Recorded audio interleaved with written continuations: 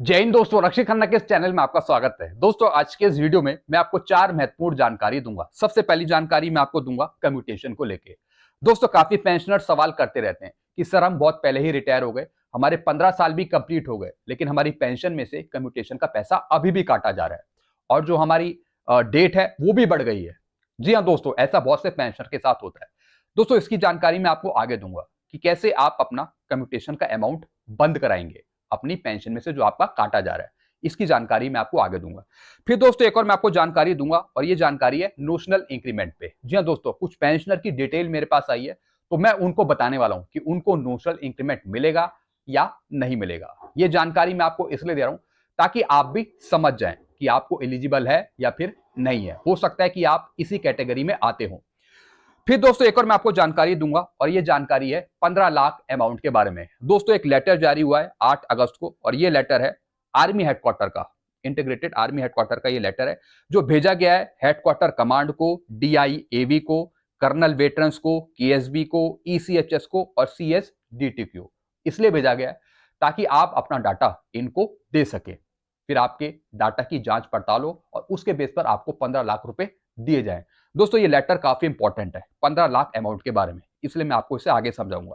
फिर दोस्तों, एक और मैं आपको जानकारी दूंगा। फिर दोस्तों, PCD स्पर्श की तरफ से एक इंफॉर्मेशन आई है कल की पेंशन को लेकर। जैसा आपको पता है कल है 30 सितंबर, कल आपके खाते में पेंशन आएगी सितंबर की। तो दोस्तों, उसी पे कुछ जानकारी मिली है स्पर्श PCD की तरफ से और इन्होंने OROP 3 की पेंशन के बारे में बताया, सितंबर की पेंशन के बारे में बताया और दोस्तों जो मैसेज है एडवांस मैसेज उसके बारे में बताया, हॉरिजॉन्टल PPO के बारे में बताया।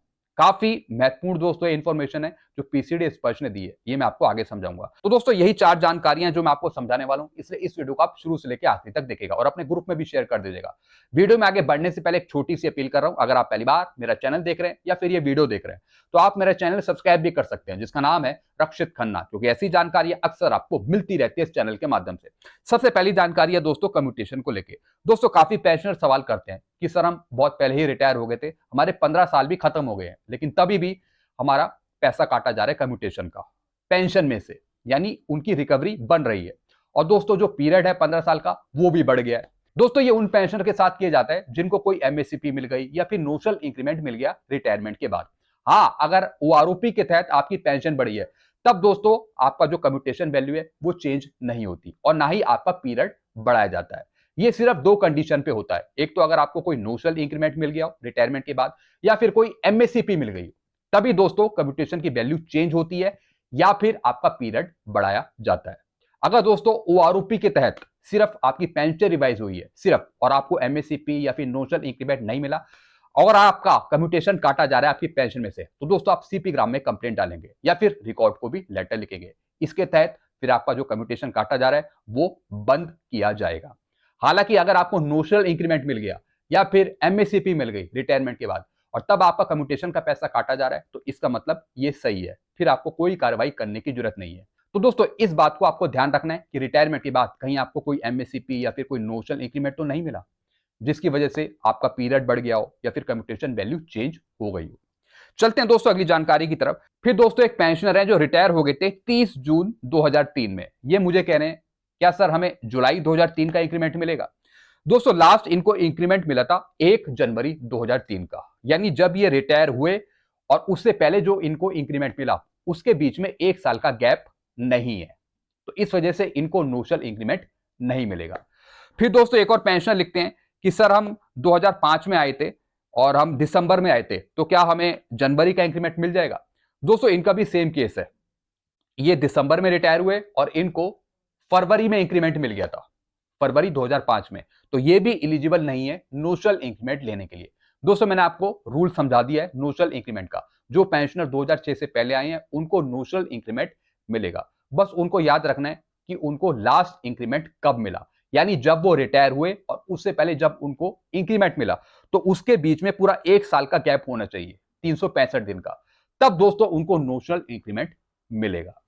चलते हैं दोस्तों अगली जानकारी की तरफ। फिर दोस्तों मैं आपको बताऊंगा 15 लाख अमाउंट के बारे में।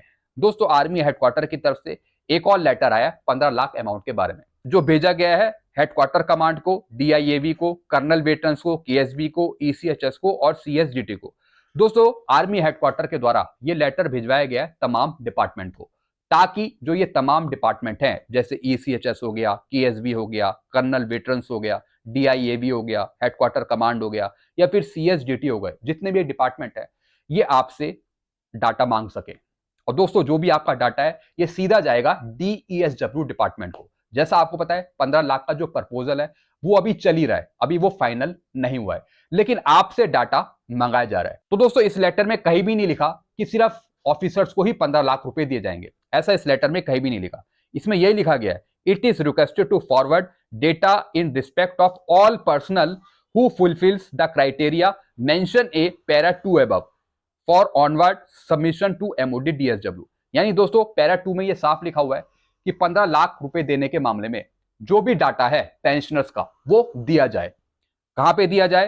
हेडक्वार्टर कमांड को, या फिर डीआईवी को, कर्नल वेटरन्स को, केएसबी को, ईसीएचएस को, ताकि दोस्तों आपकी जो एप्लीकेशन है, जो भी चीजें हैं, इंफॉर्मेशन है, वो इन डिपार्टमेंट से निकलकर डीईएसडब्ल्यू डिपार्टमेंट जा सके। और दोस्तों कुछ नामों की वहां पे छटनी हो और फिर उनको 15 लाख रुपए दिए जाएं। काफी दोस्तों ये महत्वपूर्ण लेटर है, आप मेरे से ले सकते हैं और समझ सकते हैं। तो दोस्तों आप अपना डेटा भेजते रहिए, अगर कोई मना करता है तो आप ये लेटर भी दिखा सकते हैं।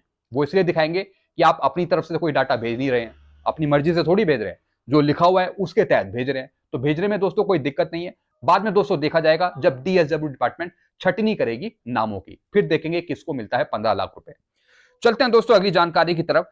फिर दोस्तों पीसीडी स्पर्श की तरफ से एक इंफॉर्मेशन जारी हुई है कल की पेंशन को लेके, कॉरिजेंडम पीपीओ को लेके, ओआरओपी 3 की पेंशन को लेके और सितंबर के एडवांस पेंशन मैसेज को लेके।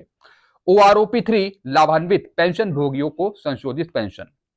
जो भी व्यक्ति ओआरओपी 3 से लाभान्वित है, यानी जिनकी भी पेंशन ओआरओपी 3 में बढ़ी है, लेकिन उन्हें केवल पुराने वेतनमान के साथ अग्रिम संदेश प्राप्त हुआ है, यानी जिनकी भी पेंशन ओआरओपी 3 के तहत बढ़ी है और उनको सितंबर की पेंशन का एडवांस मैसेज आया है, लेकिन पुरानी पेंशन का मैसेज आया है, जो उनको पुरानी मिल रही थी वही मैसेज आया है, उनकी इस सितंबर महीने की पेंशन पुराने वेतनमान के साथ दी जाएगी। जी हां दोस्तों, जिनके पास पुराना मैसेज आ गया पेंशन का, उनकी सितंबर की पेंशन पुरानी ही आएगी। हालांकि उनकी पेंशन रिवाइज हुई है ओआरओपी 3 में, लेकिन मैसेज आ गया पुरानी पेंशन का तो पुरानी फिर मिलेगी। उन्हें अक्टूबर महीने में संशोधित पेंशन और अपने सुधार पीपीओ का इंतजार करना चाहिए। अब दोस्तों इन्होंने बोला है कि आप थोड़ा वेट करिए कॉरिजेंडम पीपीओ इशू होने का। जिनकी ओआरओपी 3 में पेंशन बढ़ी है और उनके पास पुरानी पेंशन का मैसेज आया तो वो आप थोड़ा इंतजार करें कॉरिजेंडम पीपीओ इशू होने का। उनकी जो पेंशन बढ़ेगी वो अक्टूबर की पेंशन में बढ़ेगी, अक्टूबर की पेंशन उनकी ओआरओपी 3 के अनुसार मिलेगी। तो आपको थोड़ा यहाँ पे वेट करना है कॉरिजेंडम पीपीओ का। ऐसे पेंशनर को कोई चिंता करने की जरूरत नहीं है, यहाँ पे स्पष्ट पीसीडीए ने साफ बता दिया। जब उनका पीपीओ तैयार होगा तभी उनको बढ़ी हुई पेंशन मिलेगी ओआरओपी 3 के अनुसार। उन्हें अगले महीने के दौरान उनकी बकाया राशि भी मिल जाएगी और अक्टूबर में उनको 3 महीने का एरियर मिलेगा। यहाँ पे स्पष्ट पीसीडीए ने बता दिया, जुलाई, अगस्त और सितंबर का। फिर दोस्तों एक और जानकारी दी है इन्होंने, जिनके ओआरओपी 3 संशोधित पेंशन के लिए पीपीओ तैयार हो गए हैं, उनके बकाया का भुगतान कर दिया गया है और उन्हें इस सितंबर माह के लिए संशोधित पेंशन मिलेगी, चाहे उन्हें अग्रिम पेंशन संदेश प्राप्त हुआ हो या नहीं हुआ। फिर दोस्तों उन्होंने बताया कि जिनको एरियर मिल गया है 2 महीने का और अगर उनके पास कोई मैसेज नहीं आया है सितंबर की पेंशन का एडवांस मैसेज, तो उनको सितंबर की पेंशन बढ़ी हुई मिलेगी, ओआरओपी 3 के अनुसार मिलेगी। तो ऐसे पेंशनर्स को भी चिंता करने की जरूरत नहीं है, ना ही उन्हें घबराने की जरूरत है कि हमारे पास मैसेज नहीं आया सितंबर की पेंशन का एडवांस मैसेज, हम क्या करें। आपको कुछ नहीं करना, आपको एरियर मिल गया 2 महीने का, इसका मतलब यह है कि आपको सितंबर की पेंशन बढ़ी हुई मिलेगी, यानी कल जो आपको पेंशन मिलेगी वो बढ़ी हुई मिलेगी, जिनको एरियर मिला है 2 महीने का, चाहे आपको मैसेज मिला हो या फिर ना मिला हो।